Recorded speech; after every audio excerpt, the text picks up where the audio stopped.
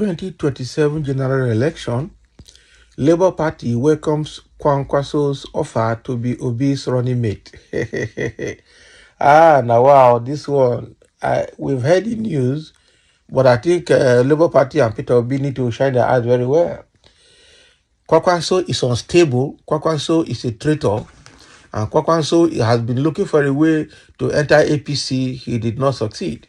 I would not be surprised if APC pays him to go and cause further damage in Labour Party. I think if you put Kwankwaso and put Ahmed Dati together, Ahmed Dati will be better. Baba Ahmed Dati will be better than Kwankwaso. So I think Labour Party should shine their eyes. Obi should shine your eyes as well, because Kwankwaso is not to be trusted. That is for me. But let's get into the details.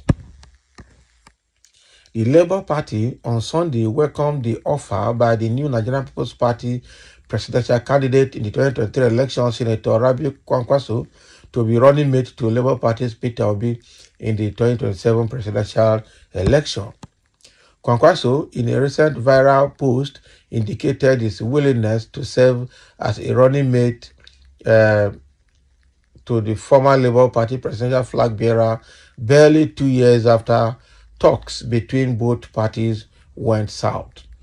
So the Punch reported that the Labour Party and the NNPP had considered a merger ahead of the 2023 general election, but the inability of either Obi or Kwankwaso to concede the leadership collapsed the height move. Of course, collapsed the heightened move. So the former governor of Kano State, who spoke in Hausa, expressed his readiness as in a circulated video on his official account, provided the certain conditions are met. Can you imagine? Forget about Kwankwaso. I'm telling you, the truth is that the South, I know it's political calculations. The South has 8 years to be in office. Now Tinubu has taken 4 years. So it means the next 4 years now, after Tinubu, for the presidency to rotate back to the North.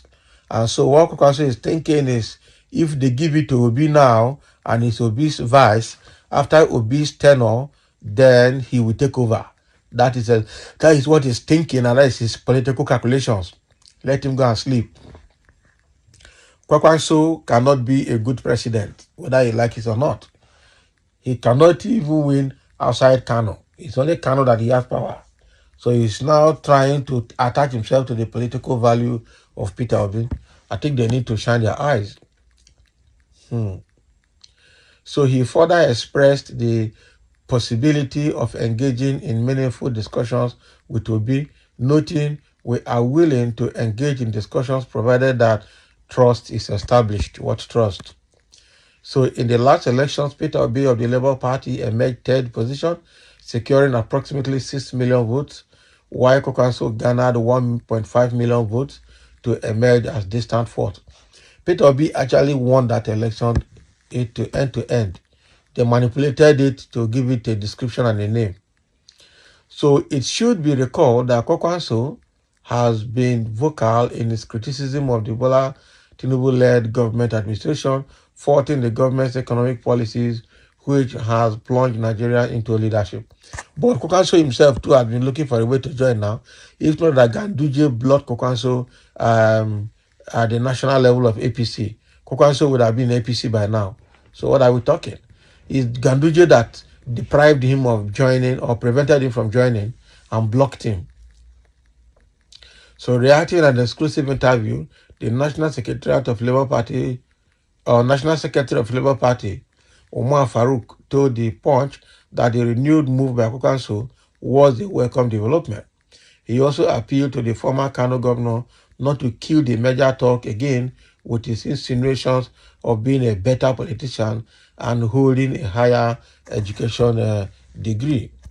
So he said, as a political party, we stand for good governance, and we have equally given all our candidates, both former and serving ones, the opportunity to choose how to associate with people of like minds who share the philosophy and ideology of the Labour Party. We are happy Kwankwaso has alighted from the high horse. he was riding and willing to offer himself to be as deputy, having seen he garnered more than 6 million votes at the 2023 elections. So with his so-called popularity in the north, Kwankwaso could only amass less than 2 million votes and basically in the Kano. So again, he should stop this talk of being a bigger politician and PhD holder.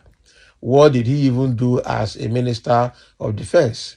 This is why we advise politicians to always consider, the dynamics of politics to gauge the temperament of the electorate at a particular time. Okay, they should always consider the dynamics of politics to gauge the temperament of the electorate at a particular time. Of course, we know what played out in 2023 will be different from 2027. It will be in the interest of Nigerians if Obi and Kwankwaso are willing to come together and wrest power from the APC. But again, we know the sitting government will not go to sleep and allow the renewed move to work. Of course, Tinubu will emerge victorious. That is what we think. Meanwhile, despite criticisms of President Bola Tinubu's reform policies by the opposition, a legislative aide to the Deputy President of the Senate, Alhaji Ado Garuba Tati, however, expressed optimism that he reclinched the presidential seat with a landslide victory in 2027. That Tinubu having. So according to Tati, while exchanging views with newsmen in Kano on Sunday, he is confident that the people of Kano would massively vote for President Tinubu and the APC in 2027. It is because of the goodwill of the Deputy President of the Senate, Barau Jibrin, which the people of the state have been enjoying. Such goodwill, he explained, includes Senator Barau's Women and Youth Empowerment Program, scholarship schemes, desilting of dams. Okay, can you imagine? And then provision of federal and feeder roads and irrigation schemes in the Kano North Senatorial District, which he represents in the National Assembly. So other initiatives, he said, include the distribution of 60 trucks to farmers free, establishment of a transport service with over 1,000 buses, and facilitating sitting of the National Open University of Nigeria now campus in Kano North Senatorial District. All these programs have impacted positively on the lives of the people of Kano in particular and the people of Kano State in general.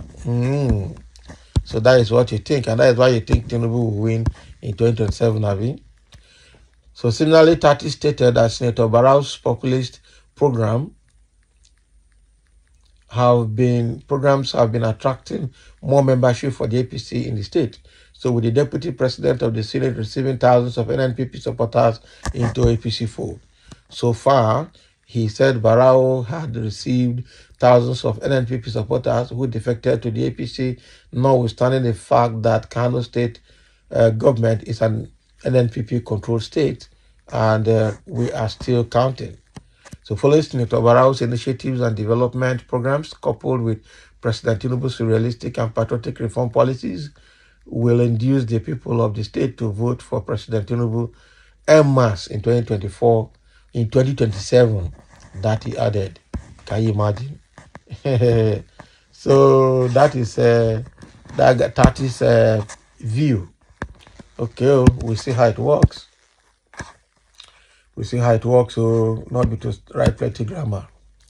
So I say, may I say this one more time? Even if you include former President OBJ, IBB, GEJ Abdulsalami in a merger with any other presidential candidate, but without devolving the INEC and bringing Muhammad Yakubu to book, Tinubu will succeed in his stunt yet again. Of course, people that ought to be recuperating in prison have been the ones running the affairs of the country for over 9 years now. And that is very bad. That is true. Somebody say, you have said it all. You says too much. You get it right. Good talk. Don't waste our time. Without electoral reform, Tinubu will not be removed. Kwankwaso cannot be trusted though because he is following the doctrine of Ahmadu Bello based on northern hegemony. I agree with you. Yeah? I agree with you. Any Ahmadu Bello believer is an enemy of progress to all Nigerians. Obi was the first position in 2023 election, but INEC chairman selfishly gave it to Tinubu, who was last actually, and we know that was what happened. So let them know that Tinubu has succeeded in putting the structure in place that will effortlessly retain him in 2027. That is what these guys need to know. So thank you for listening, and let's have your comment.